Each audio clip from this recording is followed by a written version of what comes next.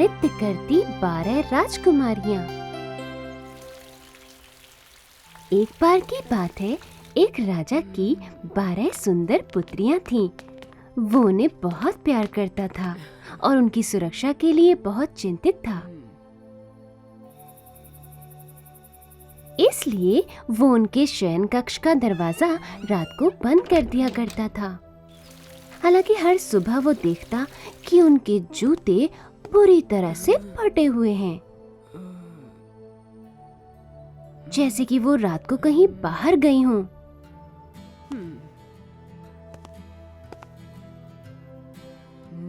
12 राजकुमारियां इस बात से साफ इनकार कर देती थीं कि वो कहीं गई थीं।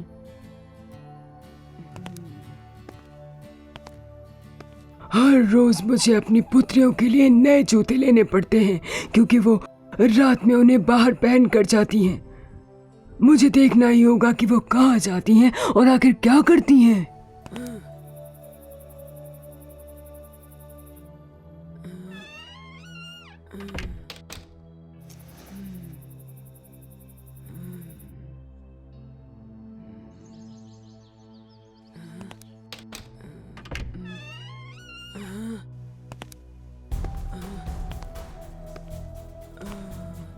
लेकिन राजा इस रहस्य को नहीं सुलझा पाया और इसलिए उसने पूरे राज्य में एक घोषणा करने का फैसला लिया।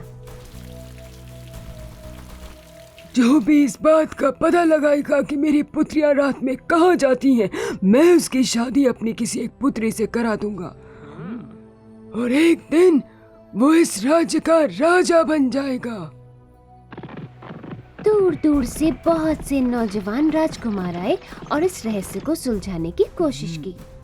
राजा ने उन सभी को राजकुमारियों के पास वाले कक्ष में 3 दिनों तक सोने की अनुमति दी, ताकि वो देख सकें कि राजकुमारियां रात में कहाँ जाती हैं। लेकिन सबसे बड़ी राजकुमारी उन सबको मदिरा पिला देती, जिससे कि वो सब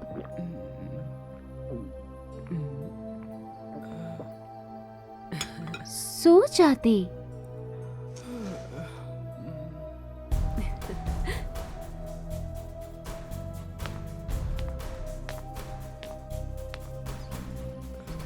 और फिर वहाँ जो भी होता उन्हें कुछ नहीं पता चलता।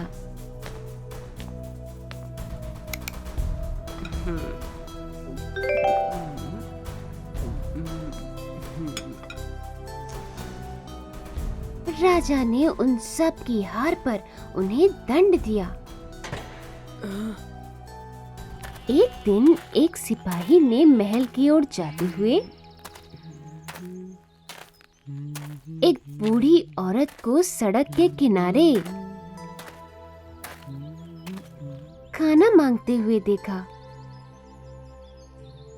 उसने उसे अपने थैले में से कुछ डबल रोटियां निकालकर दे दी।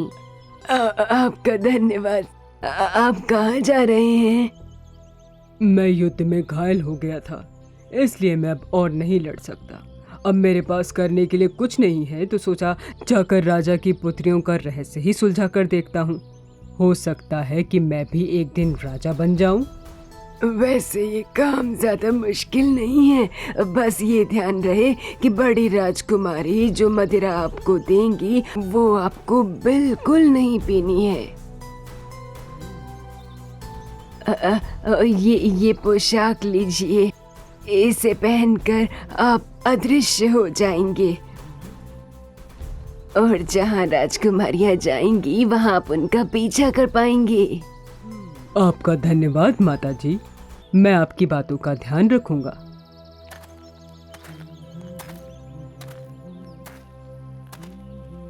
वो सिपाही महल की ओर चल दिया और राजा ने उसे भी राजकुमारियों के जूते का रहस्य जानने के लिए 3 दिनों का समय दिया।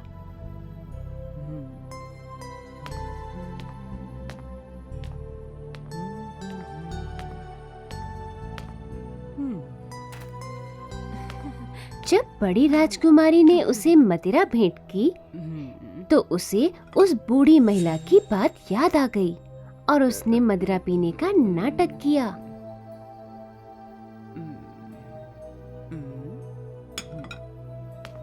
जब राजकुमारी दूर चली गई तो उसने मदिरा को थूक दिया और खर्राटे की आवाज निकालकर सोने का नाटक किया। इस बेवकूफ को देखो बहनों, बाकी सब की तरह ये भी गहरी नींद में सो चुका है। इसे भी उन्हीं की तरह सजा मिलेगी। आओ चले राजकुमारियों, अब तैयार होते हैं।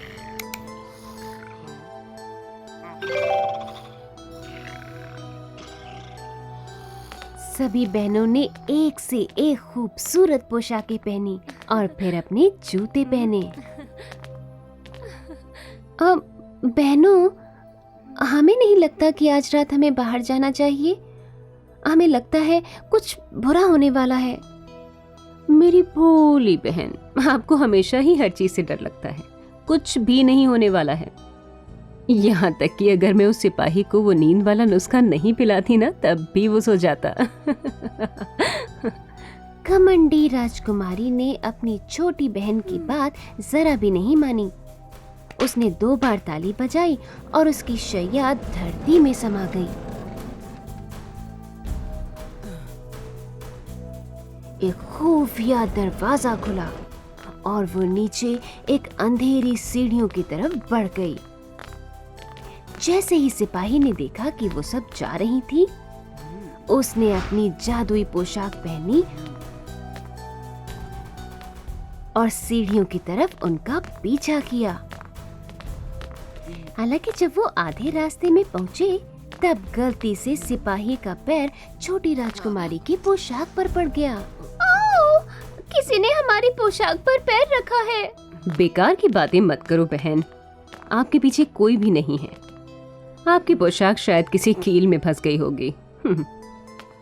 जैसे ही वो आखिरी सीढ़ी पर पहुंची, उन्होंने जादुई जंगल में प्रवेश किया, जहाँ पेड़ों पर चांदी की पत्तियां उगी थीं। वो इतनी सुंदर थी कि सिपाही उन्हें तोड़ना चाहता था। जब उसने ऐसा किया तो पेड़ की डाल चुटक गई और बहुत जोर की आवाज हुई। ओह, ये आवाज कैसी थी? ये आवाज तो राजकुमारों की होगी। वो बहुत खुश है ना, क्योंकि हम आ गए हैं। जब वो सब एक सोने के जंगल और फिर एक हीरों वाले जंगल से गुजरे, तो सिपाही ने अपने साथ ले जाने के लिए कुछ और डालें तोड़ लीं। हर बार छोटी राजकुमारी ने वो आवाजें सुनी और उसे चिंता हुई कि कुछ तो गड़बड़ है, लेकिन बड़ी राजकुमारी ने उसकी एक न सुनी। आखिरकार वो एक झील के पास पहुंचे, जहां हर एक राजकुमारी एक सुंदर राजकुमार के साथ नाव में चढ़ गई। सिपाही सबसे छोटी राजकुमारी की नाव में चढ़ गया।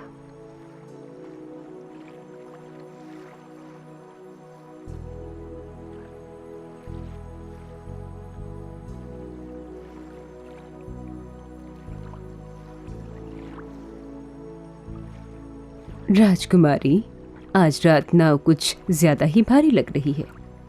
मैं पूरी शक्ति से इसे चलाने की कोशिश कर रहा हूँ, फिर भी हम बहुत धीरे जा रहे हैं। शायद मौसम की वजह से आपको ज्यादा थकान हो रही हो। आज रात बहुत गर्मी है ना।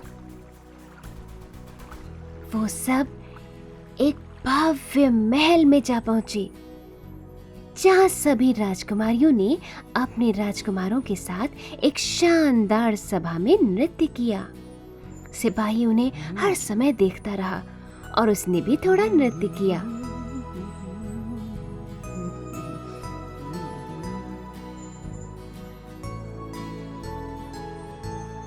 कभी-कभी बीच में उसने राजकुमारियों के गिलास से मदिरा भी पी।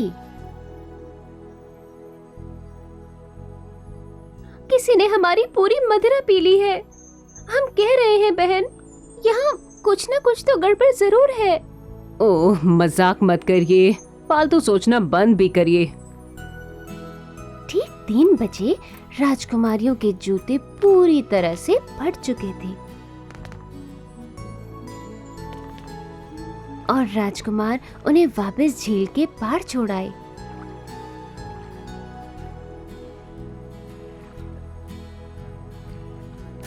जंगल से होकर वापस आने लगी।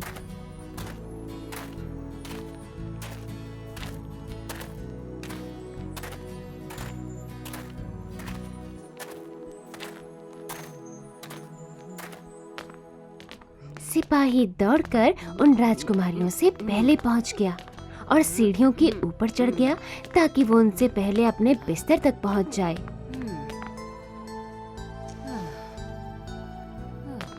जब राजकुमारियां ऊपर आईं, तो उन्होंने देखा कि वो गहरी नींद में सोया हुआ था। देखा बहन, सब कुछ बिल्कुल ठीक है। इस मूर्ख सिपाही को जरा भी अंदाजा नहीं है कि हम कहाँ गए थे।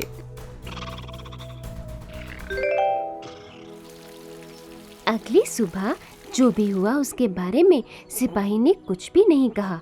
वो अगली और 2 रातों तक राजकुमारियों का पीछा करना चाहता था और उसने यही किया। साथ ही सुंदर वृक्षों से कुछ और पत्तियां भी तोड़ी और आखिरी रात को उसने शाही दावत से एक सोने का गिलास भी उठा लिया था। हर बार वो राजकुमारियों के वापस आने से पहले ही आ जाता था ताकि उनको शक ना हो कि वो उनका पीछा कर रहा है।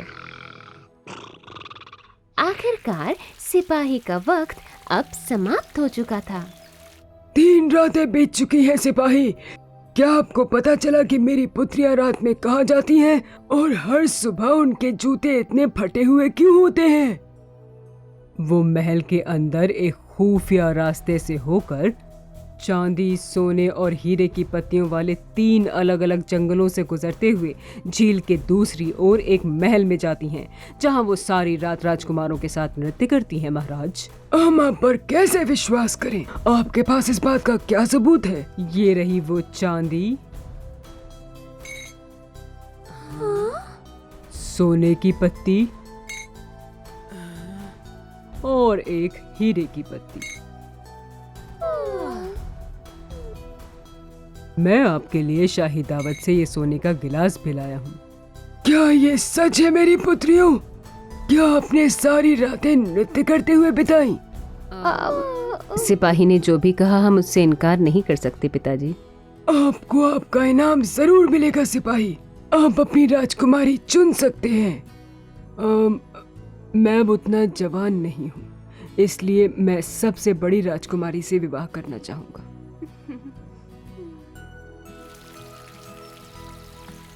और उसी दिन उनका विवाह हो गया। साथ ही सिपाही को राजा के उत्तराधिकारी के रूप में चुना गया और कई सालों के बाद वो उस राज्य का राजा बन गया। स्नो वाइट और 7 पौने। एक बार की बात है, एक खूबसूरत रानी ने एक लड़की को जन्म दिया जिसकी त्वचा बर्फ सी सफेद थी, गाल एकदम सुर्ख लाल और बाल आबनूस की लकड़ी की तरह काले थे। उन्होंने उसका नाम स्नो वाइट रखा। पर स्नो वाइट के पैदा होते ही रानी बीमार हो गई और उनका स्वर्गवास हो गया। राजा बहुत दुखी थे, लेकिन वो नहीं चाहते थे कि उनकी छोटी सी बच्ची बिना माँ के पले। इसलिए उन्होंने 1 साल के बाद दोबारा शादी कर ली। राजा की नई पत्नी सुंदर थी, पर वो बहुत घमंडी और निर्दयी थी।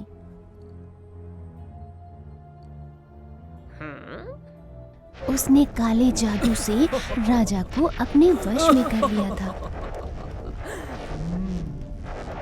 और उसके पास एक जादुई आईना था जो हमेशा सच बोलता था।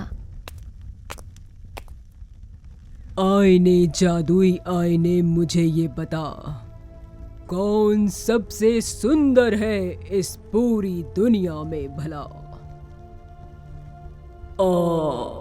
रानी साहिबा, आप ही सबसे सुंदर है।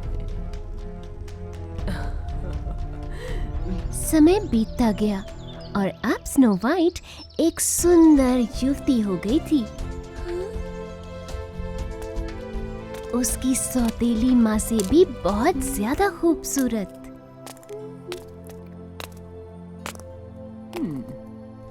आईने, जादुई आईने, मुझे ये बता, कौन सबसे सुंदर है इस दुनिया में भला? आप सुंदर है रानी साहिबा, ये सच है, लेकिन स्नो वाइट आपसे 1000 गुना ज्यादा सुंदर है। क्या? ये नहीं हो सकता। मुझे स्नो वाइट को दूर करना होगा, वो भी अभी। शिकारी, स्नो वाइट को दूर जंगल में ले जाओ और मार दो, और उसके फेफड़े और जिगर वापस लाकर मुझे दो। जैसी आपकी इच्छा रानी जी।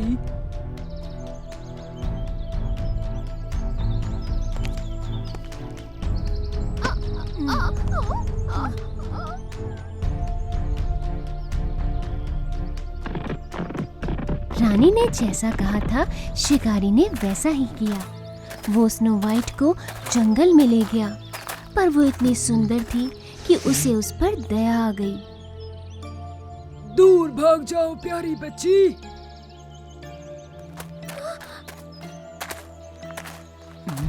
शिकारी ने एक जंगली सुअर को मारकर उसके फेफड़े और जिगर रानी को लाकर दे दिए, और उसने उसे रात के भोजन के लिए पका लिया। दूसरी तरफ स्नो वाइट अपनी जिंदगी को बचाने के लिए जंगल में भागती जा रही थी।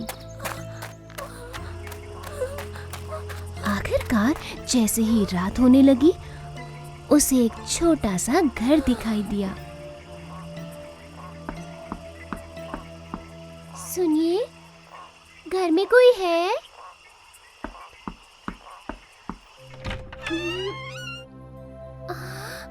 ओह, यहाँ तो खाना है। स्नो वाइट इतनी भूखी और प्यासी थी कि वो अपने आप को मेज पर रखे खाने को खाने से नहीं रोक पाई।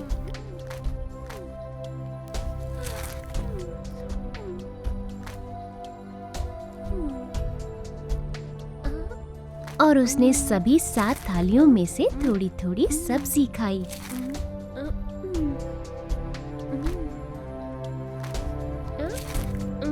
और फिर उसने सभी 7 प्यालों में से थोड़ा थोड़ा सूप पिया।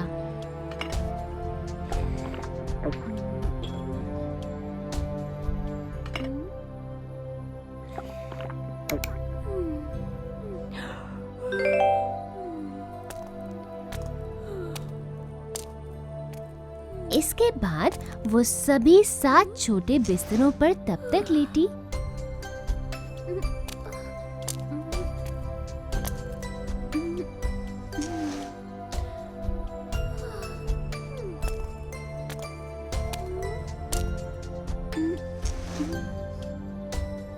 जब तक कि उसे अपने हिसाब का बिस्तर नहीं मिल गया, और फिर वो गहरी नींद में सो गई।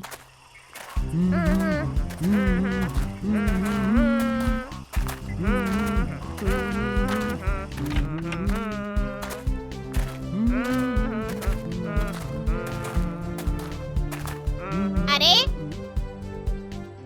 मेरी थाली में से खाना किसने खाया? और मेरी ब्रेड किसने खाई? और मेरी सब्जी भी। मेरी प्याली में से भी किसी ने पिया है। और कोई मेरे बिस्तर पर भी सो रहा था। हाँ, मेरे पर भी। देखो, मेरे पर तो कोई अभी भी सो रहा है।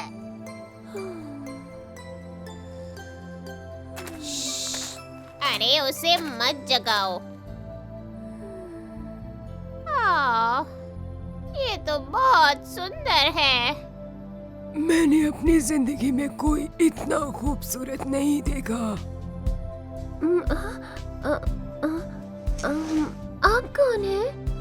हम 7 बौने हैं और ये हमारा घर है। आप कौन हैं? स्नो वाइट ने उन्हें बताया कि कैसे वो उस दुष्ट रानी के शिकारी से बचकर यहाँ इस घर में शरण लेने आई है।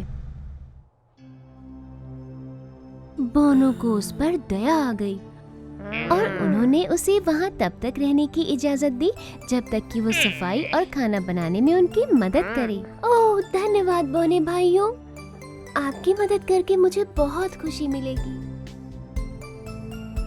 अगली सुबह बोने अपनी अपनी कुल्हाड़ियाँ उठाकर सोने की खोज में पहाड़ों की तरफ चल दिए। चलते हैं स्नो वाइट, ध्यान रखना किसी को घर में घुसने मत देना।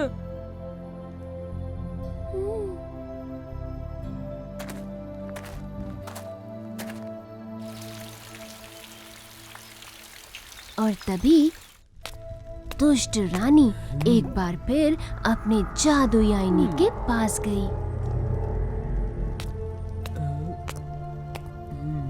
आईने, जादुई आईने, मुझे ये बता, कौन सबसे सुंदर है इस पूरी दुनिया में भला? आप सुंदर है रानी साहिबा, ये सच है, पर पर्वतों के उस पार 7 बोनों के साथ रह रही स्नो वाइट अब भी आपसे 1000 गुना ज्यादा सुंदर है। स्नो वाइट जिंदा है? उस शिकारी ने मुझसे झूठ बोला। उससे छुटकारा पाने के लिए अब मुझे ही कुछ करना होगा। इस तरह उस दुष्ट रानी ने एक बूढ़ी औरत का रूप बना लिया और जल्दी ही 7 बोनों के घर की तरफ चल दी। सुंदर सुंदर चीजें ले लो। नमस्ते। मेरे पास तरह तरह के रंग बिरंगे फीते हैं मेरी प्यारी बच्ची। जरा दरवाजा तो खोलो, मैं तुम्हें दिखाती हूँ। ये बूढ़ी औरत भला मुझे क्या नुकसान पहुँचाएगी? मैं इसे अंदर बुला ही लेती हूँ।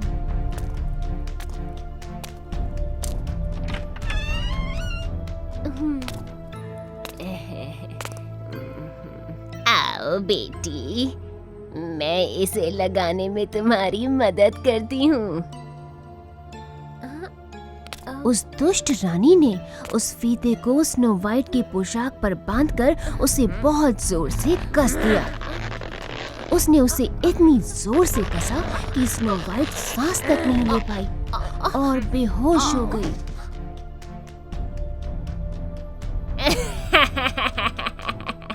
अब मैं फिर से दुनिया में सबसे ज्यादा खूबसूरत हूँ।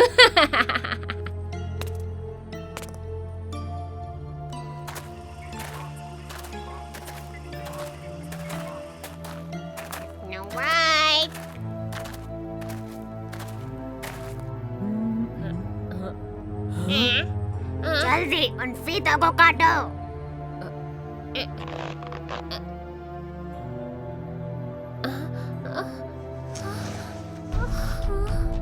अरे क्या हुआ स्नो? मैंने एक बूढ़ी महिला को घर के अंदर बुला लिया। वो सुंदर सुंदर फीते बेच रही थी। वो तुम्हारी सौतेली माँ ही होगी। आगे से अपना ख्याल रखना स्नो वाइट। याद रखो कि अजनबी हमेशा वैसे नहीं होते जैसे कि वो दिखते हैं।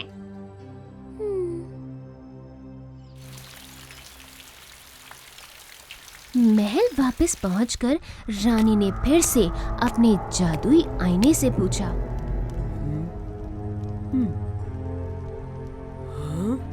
और उसे पता चला कि उन बोनों ने स्नो वाइट को बचा लिया है।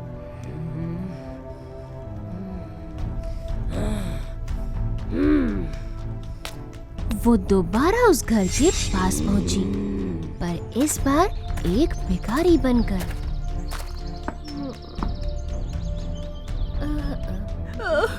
प्यारी बच्ची, मुझ पर दया करो। मुझे माफ कर दीजिए, पर आप एक अजनबी हैं। मैं तो सिर्फ एक गरीब भिखारी हूँ। देखो, ये सुंदर सी कंघी मुझसे खरीद लो ताकि मैं कुछ खाने के लिए खरीद सकूं। उस चमकदार सुंदर कंघी को देखकर स्नो वाइट से रहा नहीं गया। लेकिन जैसे ही उसने उसे अपने बालों में लगाया, वो बेहोश होकर जमीन पर गिर गई। उसकी सौतेली माँ ने उस कंघी में जहर लगाया था।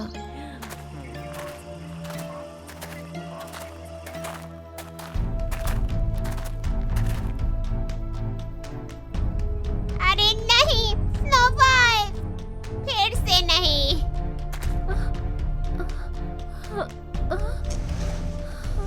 स्नो, अब अपना और भी ज्यादा ध्यान रखना।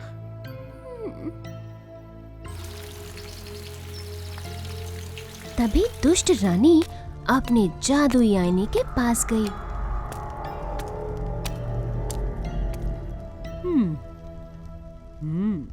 और उसे पता चला कि अभी भी स्नो वाइट पूरी दुनिया में सबसे ज्यादा खूबसूरत है। वो गुस्से में आग बबूला होकर सीढ़ियों से नीचे पैर पटकते हुए एक काल कोठरी में चली गई और वहां उसने एक चमकदार और जहरीला लाल सेब बनाया। फिर वो 7 बौनों के घर की ओर वापस आई और इस बार उसने एक किसान का रूप बनाकर स्नो वाइट को वो सेब देने की कोशिश की। ये सेब तुम्हारे लिए है प्यारी बच्ची। नहीं, मुझे माफ कीजिए, मैं किसी अजनबी को घर के अंदर नहीं बुला सकती। फिक्र मत करो, इसमें जहर नहीं है। मैं सच कह रही हूँ। देखा, मुझे तो कुछ भी नहीं हुआ। स्नो वाइट ने सेब का बड़ा सा टुकड़ा काट लिया। उसे नहीं पता था कि उसकी सौतेली माँ ने सिर्फ आधे सेब में ही जहर मिलाया था। जैसे ही उसने उसे चबाना शुरू किया, वो जमीन पर गिर पड़ी।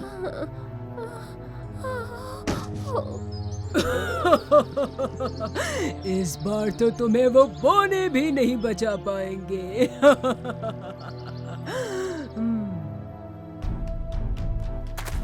उस शाम जब बौने घर वापस आए तो उन्होंने स्नो वाइट को नीचे फर्श पर पड़ा हुआ पाया। उन्होंने उसके पास फीता और कंघा सब कुछ ढूंढा, पर उन्हें ऐसा कुछ भी नहीं मिला जिससे कि वो सच का पता लगा पाते। बेचारी स्नो वाइट। मुझे डर है कि इस बार हम स्नो वाइट को नहीं बचा पाएंगे। दुखी होकर उन बौनों ने स्नो वाइट को एक कांच के ताबूत में रख दिया, क्योंकि वो इतनी सुंदर थी कि वो उसे दफनाना नहीं चाहते थे। उसे देखकर ऐसा लग रहा था कि जैसे वो गहरी नींद में हो। उसके गाल अभी भी पहले की तरह सुर्ख लाल थे। वो कई सालों तक जंगल में उसी कांच के ताबूत में रही। लेकिन एक दिन एक राजकुमार उन बौनों के घर आया।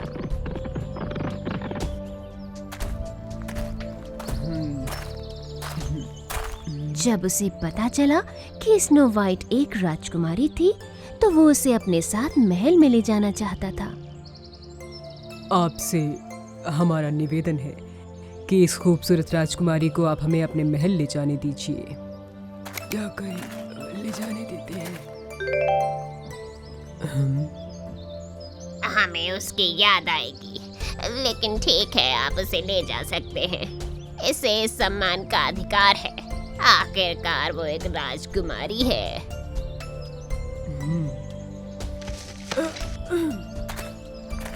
जैसे ही राजकुमार के सेवक स्नो वाइट के ताबूत को उठाकर ले जाने लगे, उनमें से एक फिसल गया और ताबूत को गिरा दिया। ताबूत में धक्का लगने से स्नो वाइट के मुंह से वो जहरीले सेब का टुकड़ा निकल गया। जादू का असर खत्म हो गया और उस ताबूत के टूटकर टुकड़े टुकड़े हो गए। हाँ, ये क्या हुआ? मुझे माफ कर दीजिए। वो मेरी प्यारी राजकुमारी, आप चिंता न करें, हम आपके लिए इससे भी कहीं ज्यादा खूबसूरत ताबूत बनवाएंगे। आप अभी भी बिल्कुल खिले हुए गुलाब की तरह सुंदर लग रही हैं।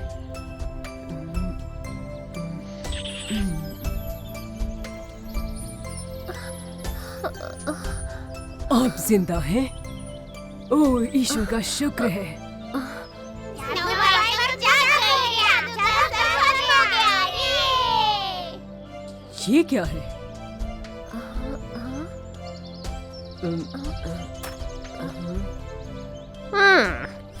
जहरीला सेब, इसे इसकी दुष्ट माँ ने ही खिलाया होगा। दुष्ट सौतेली माँ? आप चिंता न करें राजकुमारी जी, हम आपका ध्यान रखेंगे। आपकी सौतेली माँ अब आपको कभी भी नुकसान नहीं पहुंचा पाएंगी। आपका धन्यवाद राजकुमार।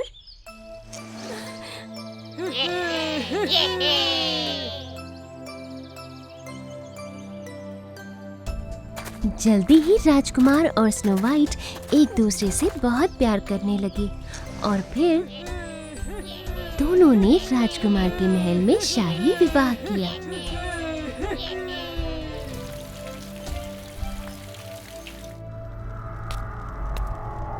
जहाँ तक उस दुष्ट रानी की बात है, बहुत सालों तक उसका आईना उसे यही बताता रहा कि वही दुनिया में सबसे खूबसूरत है। लेकिन जैसे ही स्नो वाइट जिंदा होकर ठीक हो गई, वो कुछ और ही कहने लगा। रानी साहिबा सबसे खूबसूरत है, ये सच है। लेकिन पड़ोसी देश की एक नई रानी आपसे 1000 गुना ज्यादा खूबसूरत है। दुष्ट रानी गुस्से से लाल हो गई। फिर भी वो जानना चाहती थी कि आखिर ये नई रानी कौन है। इसलिए वो राज तिलक के समारोह में गई।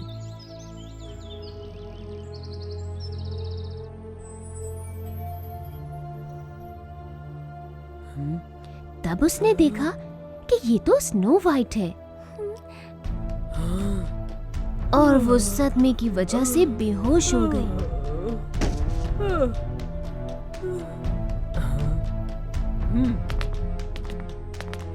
राजकुमार के सेवकों ने उसे ले जाकर एक काल कोठरी में बंद कर दिया और फिर वो कभी किसी को नुकसान नहीं पहुंचा सकी। मुलान। बहुत समय पहले की बात है। एक सुंदर लड़की थी जिसका नाम था हुआ मुलान। एक दिन जब वो अपने कमरे में बैठी थी, तब खिड़की के बाहर से उसे कुछ शोरगुल सुनाई दिया। ध्यान से सुनिए और हमारे महान सम्राट की बातों पर खास ध्यान दीजिए। कुछ दुष्ट लोग चीन पर आक्रमण करने की तैयारी में हैं। हमें अपनी मातृभूमि की रक्षा करनी होगी। इसलिए मैं शाही फरमान लेकर आया हूँ, जिसमें लिखा है कि हर घर से एक व्यक्ति सेना में भर्ती होना चाहिए। हर घर से एक व्यक्ति चाहिए? हमारे घर में तो सिर्फ पिताजी ही हैं और वो काफी बूढ़े और कमजोर हैं। मेरा छोटा भाई भी युद्ध में जाने के लिए अभी बहुत छोटा है। मुलान, आखिर वहाँ क्या हो रहा है? ओह माँ, बहुत बुरी खबर है। आक्रमणकारी आ रहे हैं और हर घर से एक व्यक्ति को सेना में भर्ती होकर युद्ध में जाना होगा ताकि चीन की रक्षा हो सके। सिर्फ तुम्हारे पिता ही हैं जो जा सकते हैं, लेकिन वो तो घायल हो चुके हैं। वो युद्ध में नहीं लड़ पाएंगे। मुलान के पिता एक महान योद्धा थे, लेकिन बहुत साल पहले वो घायल हो गए थे। अब वो बूढ़े और बीमार हो चुके थे। उनके युद्ध में जाने की बात सोचकर ही मुलान परेशान हो रही थी। इसलिए उसे एक उपाय सूझा। अब हम क्या करें मुलान? सिपाही हमारे घर पर आने ही वाले होंगे और वो तुम्हारे पिता को यहाँ से ले जाएंगे। आप चिंता मत करिए माँ, मेरे पास एक तरीका है। मुलान दबे पांव अपने पिता के कमरे में गई, जहां वो अपने बिस्तर पर बीमार पड़े थे। वो इस बात का ध्यान रख रही थी कि वो जागे नहीं। उसने अलमारी से अपने पिता की सेना वाली पुरानी वर्दी निकाली और पहन ली और अपने बालों को काटकर छोटा कर लिया। मुलान, ये तुमने क्या किया? पिताजी की जगह मैं युद्ध में जाऊंगी माँ। तुम ऐसा नहीं कर सकती मुलान। अगर उन्हें पता चल गया कि तुम एक लड़की हो तो? इतने सालों तक पिताजी ने मुझे युद्ध करना सिखाया है। उन्होंने मुझे तलवार चलाना सिखाया और धनुष बाण भी सिखाए। यही समय है कि उनकी ये शिक्षा मातृभूमि के काम आए। इससे पहले कि मुलान की माँ उसे जाने से रोक पाती, सम्राट के दूत और सिपाहियों ने दरवाजा खटखटाया।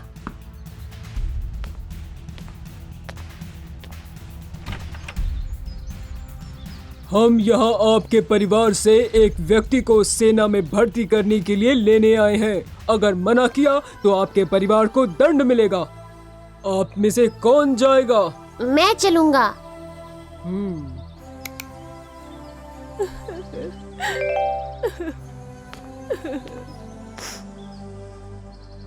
कई महीनों तक मुलान ने बाकी सैनिकों के साथ प्रशिक्षण लिया।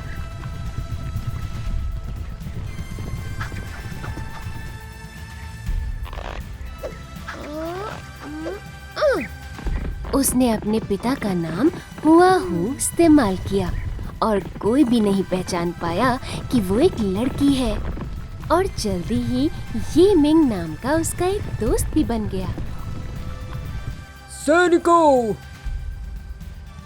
अब समय आ गया है। कल हम आक्रमणकारियों की तरफ कूच करेंगे। मुलान, तुम मेरे काफी अच्छे दोस्त रहे हो। कल मैं तुम्हारे साथ रहकर लड़ूंगा। मुझे लगता है कि हम मिलकर आक्रमणकारियों को हरा सकते हैं। हम जरूर हराएंगे ये मिंग। बहादुरी से लड़ना और अपने परिवार का नाम रोशन करना।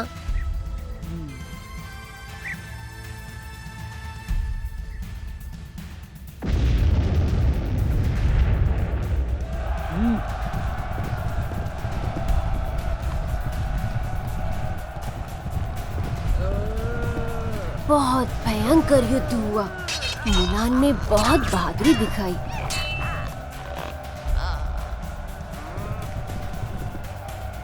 उसे अपने परिवार की याद आ रही थी और वो सोच रही थी कि इस दिन का उसने कितना इंतजार किया है। जो भी उसके पिता ने उसे सिखाया वो सब करने की कोशिश कर रही थी। हालांकि इससे पहले कि चीनी सेना युद्ध जीत पाती, ये मिंग घायल हो गया। मेरा पैर फंस गया है। मैं उठ नहीं सकता। चिंता मत करो, मैं तुम्हें यहाँ से बाहर निकालूंगा।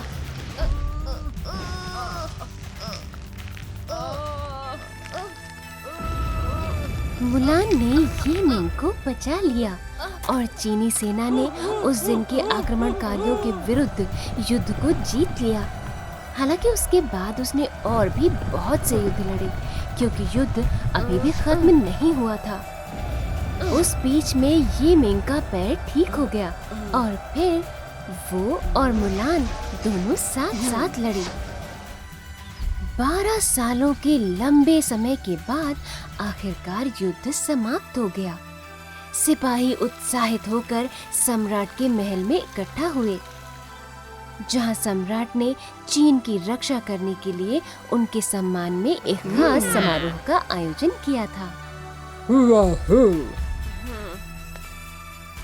तुम हमारे सबसे बहादुर सिपाहियों में से हो। तुम बड़ी निडरता से लड़े और जब हमारे बहुत से सहयोगी घायल हो गए थे तो तुमने उनकी जान भी बचाई है, और इसी वजह से हम तुम्हें ये वीरता पदक दे रहे हैं। आपका धन्यवाद सम्राट। देश की सेवा करना मेरे लिए गर्व की बात है। इसके साथ ही हम आपको अपनी शाही सेना का सेनापति बनने का प्रस्ताव दे रहे हैं। आपके पास बेहतर घोड़े, सबसे अच्छे सैनिक के साथ साथ और भी बहुत कुछ होगा। क्या आपको मंजूर है? आपका प्रस्ताव बहुत ही अच्छा है महाराज, और मैं इसके लिए आपका आभारी हूँ। लेकिन मुझे सिर्फ अपने परिवार के पास वापस लौटना है और कुछ नहीं। मेरे माता पिता बूढ़े हैं और मुझे उनकी सेवा करनी है। सम्राट ने मुलान की इच्छा मान ली और उसे वापस उसके घर भेज दिया।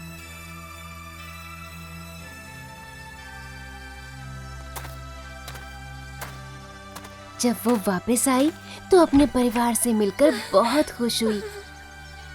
अपनी बेटी को वापस गले लगाकर उसके माता पिता की खुशी के आंसू रुक ही नहीं रहे थे। हमें तुम पर गर्व है मुलान। आज तुम्हारी वजह से हमारे परिवार का नाम रोशन हो गया। धन्यवाद पिताजी। मुलान ने सेना की वर्दी उतारकर अपने पुराने कपड़े पहन लिए। उसने अपने छोटे भाई को वो सेना की वर्दी पहना कर देखी। अब वो बड़ा जो हो गया था। वो अपनी पुरानी जिंदगी पाकर बहुत खुश थी। हालांकि कुछ महीने बाद ये मिंग, जो कि अब सेना में कप्तान बन चुका था, अपने दोस्त हुआ हू को ढूंढने निकला। उसने बाकी सिपाहियों से भी पूछा कि वो कहाँ गया, पर किसी को भी पता नहीं था। आखिरकार एक सेनापति ने उसे बताया कि वो किस गांव में मिल सकता है और जल्दी ही वो मुलान के गांव पहुंच गया। माफ कीजिएगा, क्या आप बता सकते हैं कि हुआ हू कहाँ रहते हैं? हाँ, उस सड़क के पार।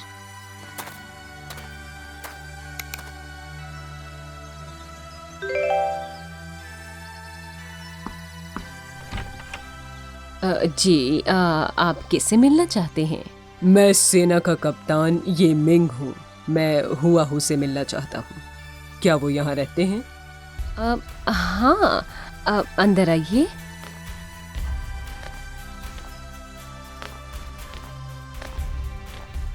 नमस्ते कप्तान, कहिए मैं आपकी क्या मदद कर सकता हूँ? क्या आपका नाम हुआ हू है? जी हाँ। ओह, मैं तो उस हुआ हू को ढूंढ रहा हूँ जो मेरे साथ युद्ध में लड़ा था, लेकिन लगता है मैं गलत घर में आ गया हूँ। ये मिंग? हुआ हू? मैं ही हूँ ये मिंग, पर मेरा असली नाम मुलान है। मैं अपने पिताजी की जगह युद्ध में गई थी और उनका नाम इस्तेमाल किया था।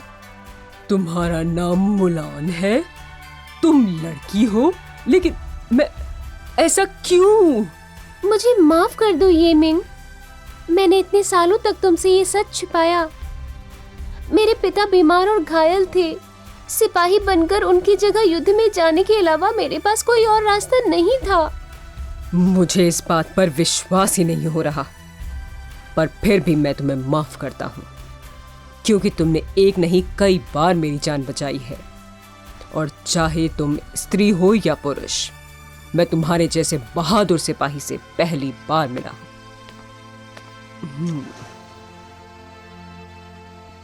मुलान और ये मिंग की दोस्ती ऐसी ही चलती रही। एक साल बाद जब ये मिंग युद्ध से वापस आया तो दोनों को प्यार हो गया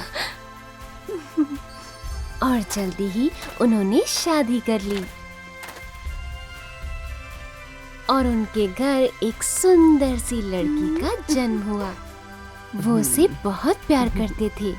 उन दोनों ने उसे वो सब कुछ सिखाने की कसम खाई जो मुलान के पिता ने उसे कई सालों पहले सिखाया था। पोकाहॉन्टस। बहुत समय पहले की बात है। एक अमरीकी लड़की अपने परिवार के साथ उत्तरी अमरीकी महाद्वीप में रहती थी। उसका नाम मेटोका था और वो पामकी जनजाति की सदस्य थी। वो जनजाति के सरदार की बेटी थी और वो उसकी सबसे लाडली बेटी थी। वो एक खुशदिल लड़की थी, इसीलिए सब उसे पोकाहॉन्टस कहकर बुलाते थे, जिसका मतलब है चंचल। एक दिन जब वो अपनी बहन मटा चन्ना और बाकी सहेलियों के साथ समुद्र के किनारे पर खेल रही थी, तभी उसने दूर समुद्र में एक अनोखी चीज देखी। देखो मटा चन्ना, वहाँ समुद्र में कोई अजीब सी चीज दिखाई दे रही है।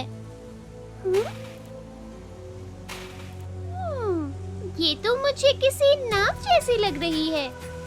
हाँ, लेकिन ये हमारी नाव से काफी बड़ी लगती है। पता नहीं ये इतनी बड़ी नाव आखिर किस कबीले की होगी।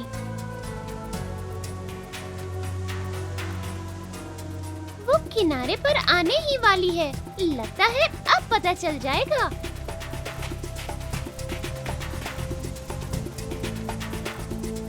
हाँ?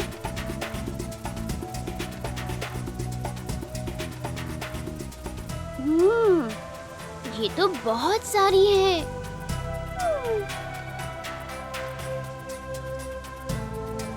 हाँ, कम से कम 100 तो लगती ही है।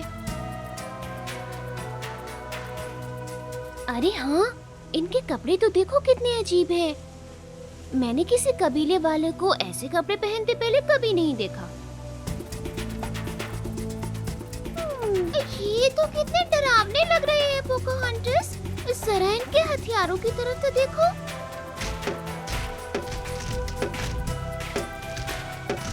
हमें तो पिताजी को इस बारे में बताना होगा। कहीं वो हमें नुकसान तो नहीं पहुंचाना चाहते। नहीं बहन, मुझे नहीं लगता कि वो हमें यहाँ नुकसान पहुँचाने आए हैं। शायद उन्हें ये पता भी नहीं कि हम यहाँ पर हैं। उस रात जब वो वापस घर लौटी, पोकाहंटस ने अपनी बहन से विनती की कि वो पिताजी को समुद्र के किनारे आए हुए लोगों के बारे में न बताए। लेकिन मटा चन्ना खुद को नहीं रोक पाई और जो भी उसने देखा था सब अपने पिता पोहैटन को बता दिया। पिताजी, उनके हथियार सूरज की रोशनी की तरह चमक रहे थे। वो हमारी तरह लकड़ी के बने हुए नहीं थे, बल्कि किसी चमकीली चीज के बने थे। सुनकर लगता है कि वो बहुत खतरनाक है बेटी। तुम जरा उनसे दूर ही रहना। पोकाहंटस। जी पिताजी। मुझसे वादा करो कि तुम दोनों बहनें उन अजनबी लोगों से दूर ही रहोगी। लेकिन पिताजी, मैं उनसे मिलना चाहती हूँ। मुझे नहीं लगता कि वो हमें कोई नुकसान पहुँचाएंगे। सिर्फ इसलिए कि वो हमसे कुछ अलग है, इसका मतलब ये नहीं कि वो बुरे हैं। तुम बहुत छोटी हो पोकाहंटस, और ये नहीं समझ सकती कि कुछ लोग कितने खतरनाक हो सकते हैं। तुम उन लोगों के पास बिल्कुल नहीं जाओगी। कई दिनों तक पोकाहंटस और उसके कबीले के कई लोगों ने मिलकर समुद्र के किनारे उतरे उन खुफिया लोगों की जासूसी की।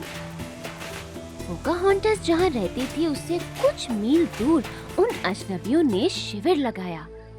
लेकिन एक दिन जॉन स्मिथ नाम का एक व्यक्ति पोकाहंटस के शिविर के बहुत पास आ गया।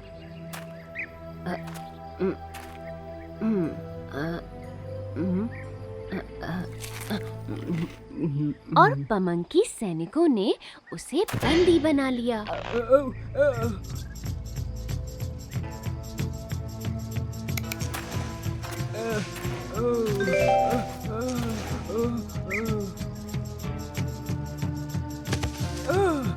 पिताजी, आप उस आदमी के साथ ऐसा क्यों कर रहे हैं? उसने हमारे शिविर से भोजन चुराया है। उसे अपने किए की सजा भुगतनी ही होगी।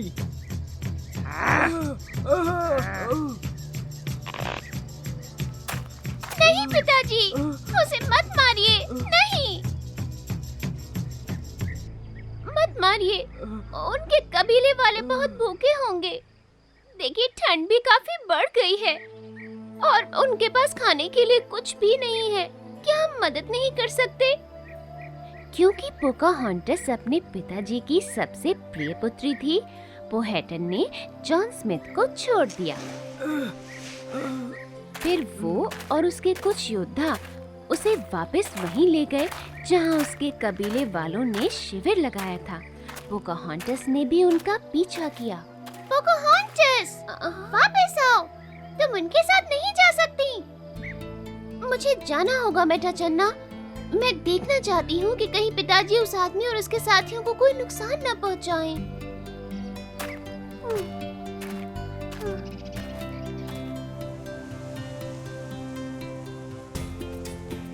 पोकाहोंटस छिपकर अपने पिताजी और उनके सैनिकों को उन अजनबी कबीले वालों से बात करते हुए सुन रही थी और जल्दी ही उसे पता चला कि वो अमेरिका वासी नहीं है, बल्कि वो तो बहुत दूर एक देश इंग्लैंड के निवासी हैं, जो कि समुद्र के दूसरी तरफ है और उन्हें मक्के की खेती नहीं आती है। पूरे साल पोकाहोंटस और उसके कबीले वाले जो उगाते और खाते हैं वो भी नहीं। उनके पास खाने की कमी है और उन्हें मदद की जरूरत है। हमारी मदद के लिए आपका धन्यवाद। मेरा जीवन बचाने के लिए अपनी पुत्री को मेरा धन्यवाद कहिएगा। आप मुझसे खुद ही क्यों नहीं कह देते? बेटी, तुम तुरंत घर वापस जाओ। उन्हें रुकने दीजिए ना। मैं उन्हें सिर्फ तोहफा देकर ये बताना चाहता हूँ कि मैं कितना शुक्रगुजार हूँ।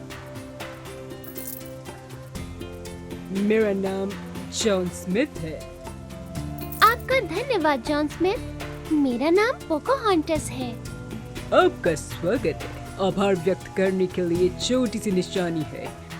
अब शायद आपके कबीले वाले और हम मित्र बन सकते हैं। हाँ, मुझे भी लगता है। समय बीतने के साथ पोकाहोंटस और उसके कबीले वालों ने उन अंग्रेजों की अनाज उगाने और अमेरिका में जीवन जीने में मदद की।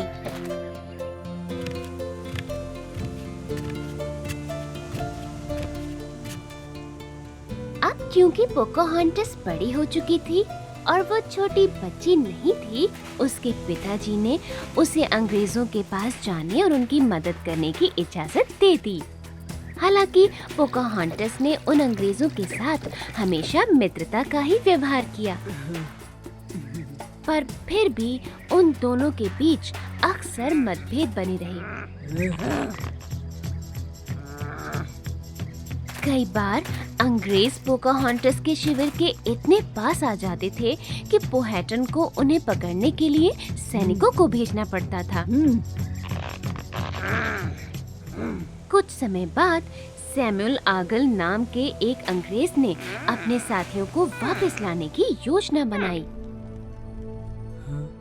सरदार की बेटी हमारे लिए खाना लेकर यहाँ जेम्स टाउन आएगी। जैसे ही वो यहाँ आएगी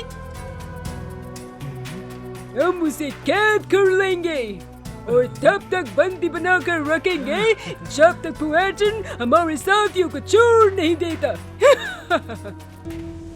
और उस दिन जब पोकाहोंटस जेम्स टाउन आई तो सैमुअल आगल और उसके साथियों ने मिलकर उसे पकड़ लिया और बंदी बनाए रखा। पोहैटन आग बबूला हो गया, लेकिन फिर भी उसने अंग्रेज कैदियों को जाने नहीं दिया।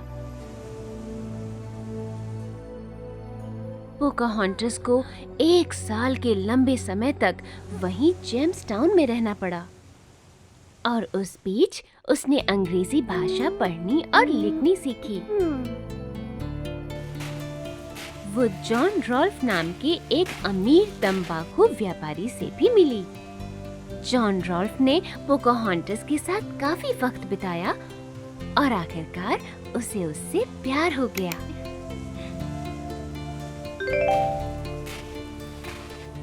पोकाहोंटस, क्या मैं तुमसे कुछ पूछ सकता हूँ?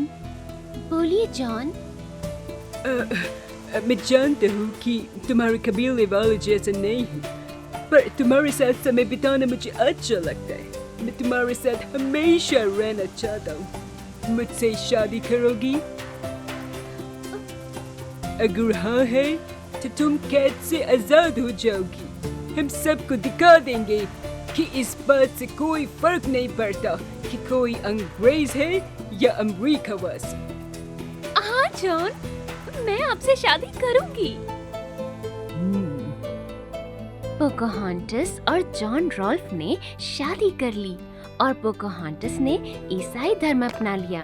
उसे एक नया नाम मिल गया, रेबेका, और फिर उसने जॉन के साथ समुद्र के दूसरी छोर से लेकर इंग्लैंड तक की यात्रा की।